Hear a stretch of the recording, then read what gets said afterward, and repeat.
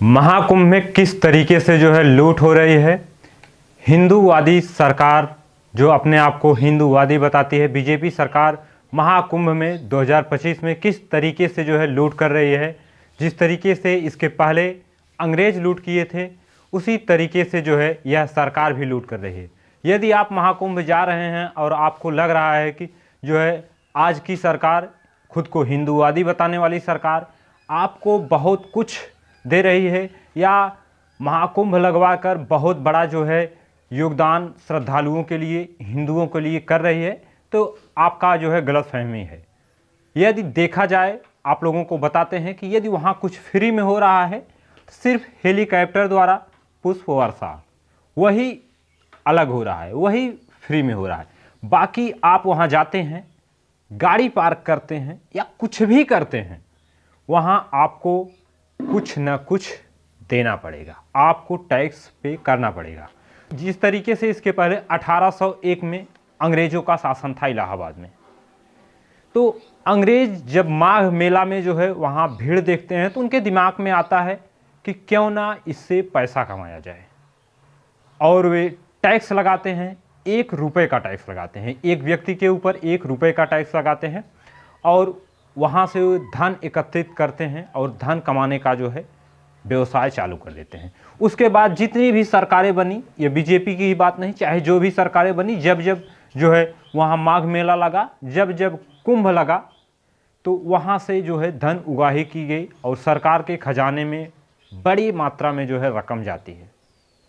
लेकिन जिस तरीके से बीजेपी हिंदूवादी बताती है, भगवाधारी को सपोर्ट करती है, हिंदू राष्ट्र बनाने की बात करती है, तो जिस तरीके से वहाँ लूट कर रही है, जिस तरीके से टैक्स पेयर का पैसा जो है ले रही है, तो उससे इस वर्ष 2025 में 40 करोड़ जो है श्रद्धालुओं को आने की जो है बात कर रही है बीजेपी सरकार। और अगर जो है बिजनेस स्टैंडर्ड रिपोर्ट के अनुसार जो है देखा जाए तो 40 करोड़ श्रद्धालुओं से जो है 25,000 करोड़ रुपए जो है कमाने का टारगेट रखा गया है। हम बात कर लेते हैं इसके पहले जब अंग्रेज शासन था 1801 में, तो 1801 में किस तरीके से जो है वहाँ अंग्रेज पैसा लेने के लिए टैक्स लगाए थे। उस समय 1 रुपये का टैक्स लगाए थे, लेकिन जो है 1906 में जिला मजिस्ट्रेट एचबी जो है लोबिन की रिपोर्ट के अनुसार बताया गया कि जब अंग्रेज का शासन था तो उन्होंने जो है मुंडन करने वाले नाई से जो है 11,825 रुपये और 8 आने जो है भरपाई करवाए थे। मतलब जो वहाँ मुंडन करने वाले नाई थे, उनसे जो है 11,825 रुपये और 8 आने लिया गया था। और उसके बाद जो वहाँ दाढ़ी बनाने वाले नाई थे, उनसे जो है 1,332 रुपये और 8 आने रुपये पे करवाया गया था। उसके बाद चाहे बात कर दी जाए फूल माले वाले की, तो फूल माले वाले से जो है माली जिसके कहते हैं, उससे जो है 1,600 रुपये लिया गया था। और गौ दान करने वाले, जो बीजेपी आज बताती है कि गाय मेरी माता है, गाय की रक्षा करनी चाहिए, तो इसके पहले भी जब अंग्रेज थे तो वो गौ दान करने वाले से जो है 152 रुपये टैक्स के रूप में लिए थे। तो उसी तरीके से आज यदि आप महाकुंभ में जाते हैं तो महाकुंभ में जाएंगे, घर से निकलेंगे, गाड़ी करेंगे या अपनी गाड़ी से जाएंगे, उसका फ्यूल भरवाएंगे, टैक्स पे करेंगे, डीजल भरवाएंगे, वहाँ टैक्स लगेगा, फ्यूल भरवाएंगे वहाँ। यहाँ तक कि सरकार यह भी व्यवस्था नहीं की है, यदि आप वहाँ अपनी गाड़ी से जाते हैं, अपने साधन को रखते हैं, तो स्टैंड का भी पैसा ले रही है। और आज की डेट में, मैंने इसके पहले प्रयागराज में था, तो जब मैंने वहाँ खंगाला, वहाँ रूम देखने की जो है कोशिश किया, तो रूम देखते वक्त एक चीज़ पता चला, जो रूम वहाँ 2,000 से 2,500 रुपये में मिल जाता था प्रयागराज में, आज वो 7 से 8,000 रुपये उसकी डिमांड हो गई है। और यदि थोड़ी सुविधा चाहते हैं आप, थोड़ा फैसिलिटी चाहते हैं कि आपको जो है थोड़ा रूम के अंदर प्राइवेट अलमारी मिल जाए या ऐसी कुछ सुविधा चाहते हैं, टेबल 3-5, तो आपको जो है 15 से 16,000 रुपये पे करना पड़ेगा। तो जिस तरीके से वहाँ लगातार सरकार दुकान लगाने की, और वहाँ देखा गया जो वहाँ दुकान लगती हैं वहाँ दुकान वालों से बात किया गया तो एक एक दुकान का 16-16, 17-17 लाख रुपए का टेंडर हुआ है, 2-2 करोड़ रुपए का टेंडर हुआ है। जैसी छोटी बड़ी दुकानें हैं वैसा टेंडर हुआ है।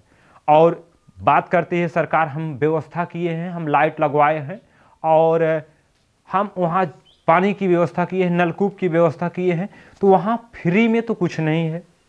यदि आपको लग रहा है फ्री में है, और पानी की व्यवस्था करने का यदि सरकार बताए कि पानी की व्यवस्था किए हैं उसका पैसा ले रहे हैं, या तमाम व्यवस्थाओं का जो है पैसा ले रहे हैं ताकि, तो व्यवस्था ये पहली बार नहीं है। जब अंग्रेज वहाँ मेला लगवाते थे, जब इसके पहले महाकुंभ लगता था, तो अंग्रेज भी इसकी व्यवस्था करते थे। वे जो है वहाँ 1918 में 185 नल और 27 जल टंकियों की वो भी व्यवस्था किए थे, क्योंकि पानी पीने का संकट होता था।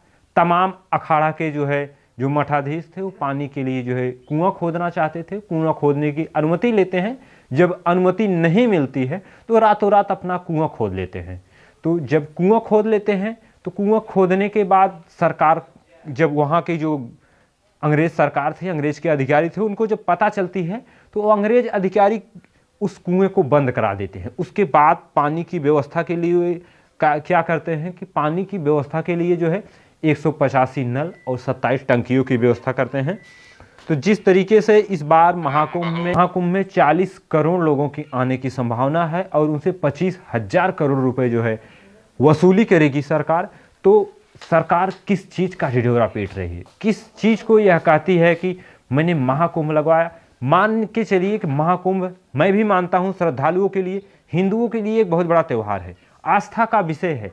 लेकिन क्या आस्था के विषय में उनके रहने तक की व्यवस्था नहीं की जा सकती? क्या उनके गए हुए साधन को स्टैंड करने में पैसा देना पड़ेगा?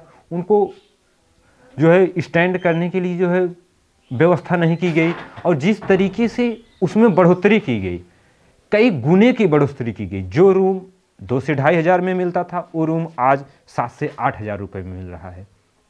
तो यह वीडियो देखने के बाद आपको क्या प्रतीत होता है, कमेंट सेक्शन में जरूर कमेंट करिएगा। जय हिंद।